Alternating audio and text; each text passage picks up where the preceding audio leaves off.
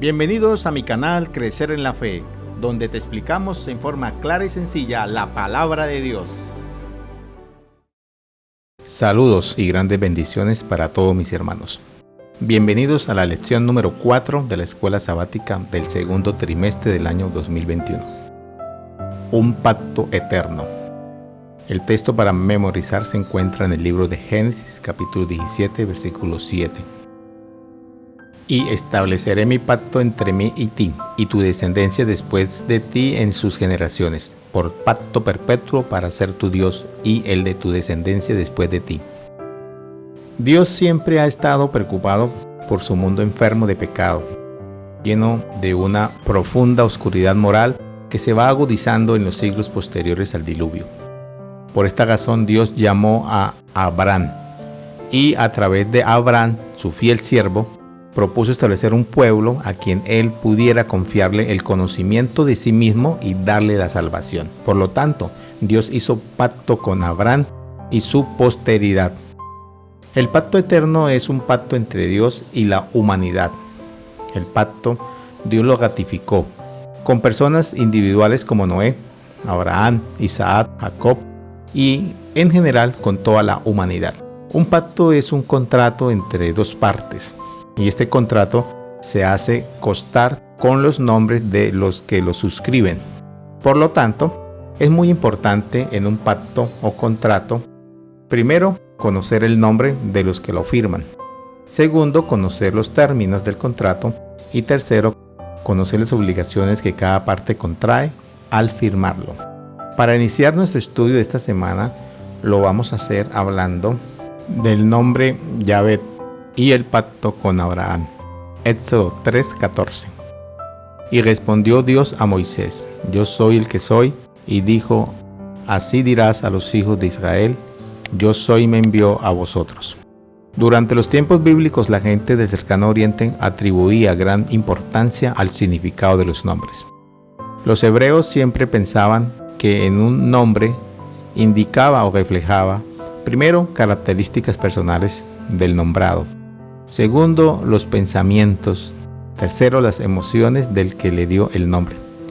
Cuarto, su carácter. Y quinto, las circunstancias que rodeaban la ocasión cuando fue dado el nombre. A veces, los nombres pueden ser como marcas registradas. Jehová es el nombre divino más común en el Antiguo Testamento.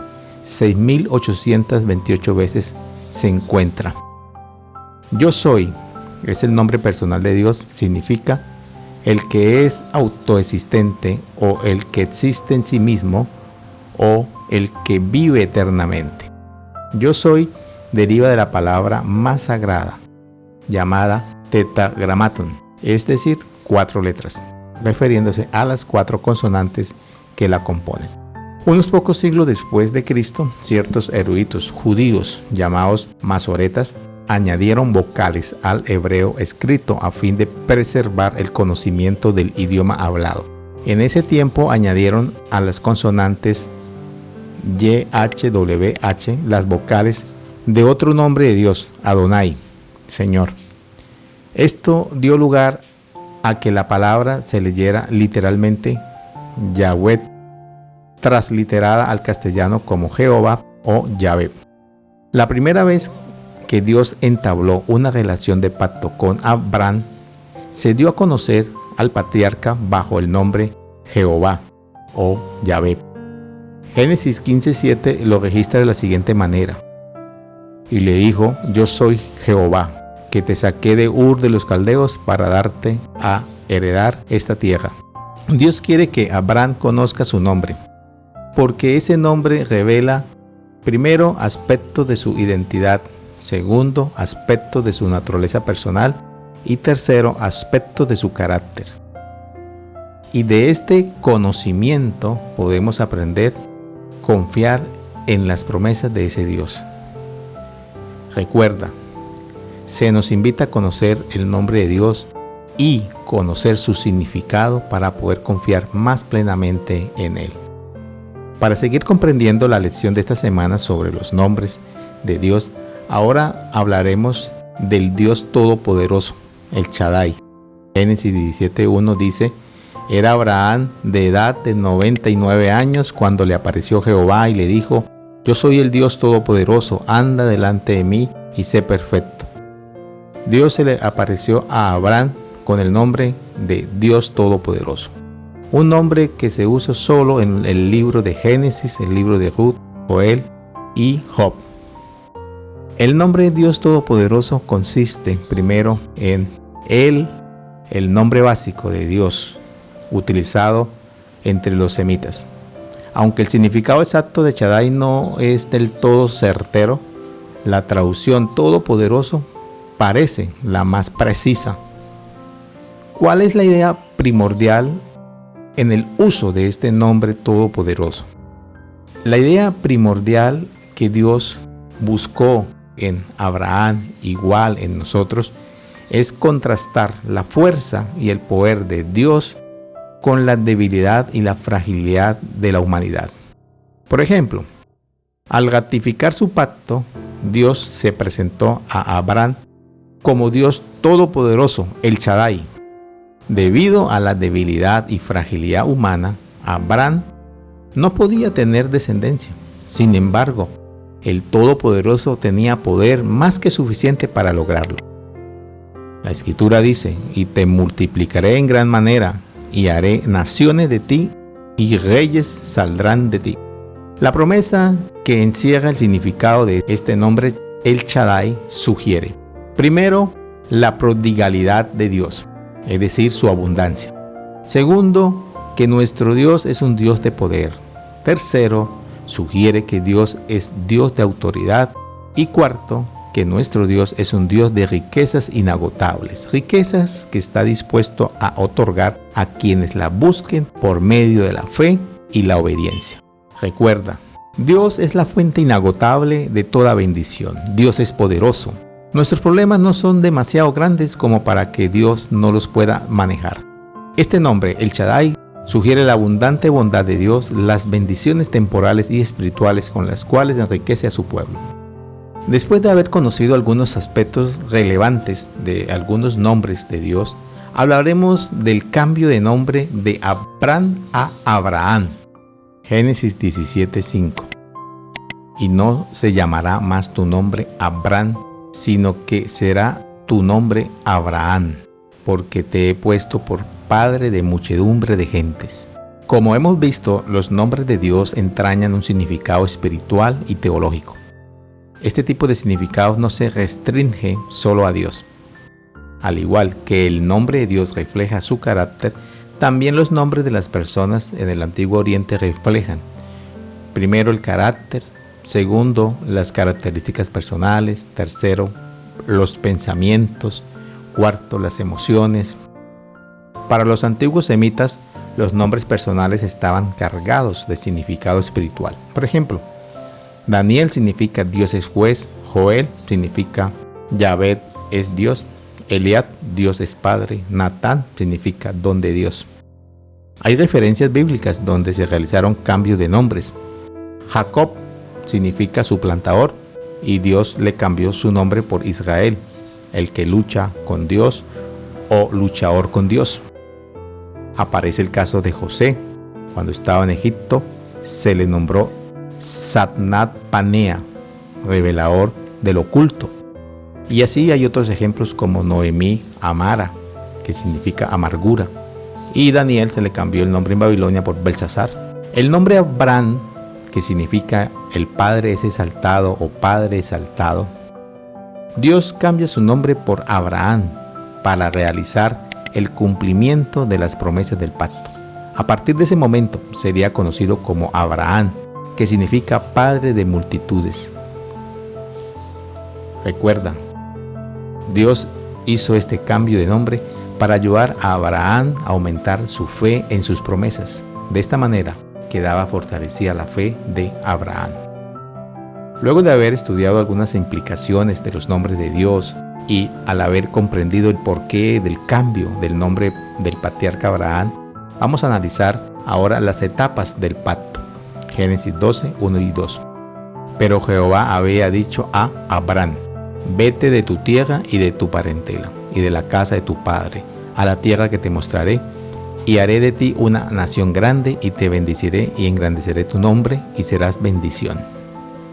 En estos dos versículos se revela la primera etapa de la promesa del pacto de Dios a Abraham.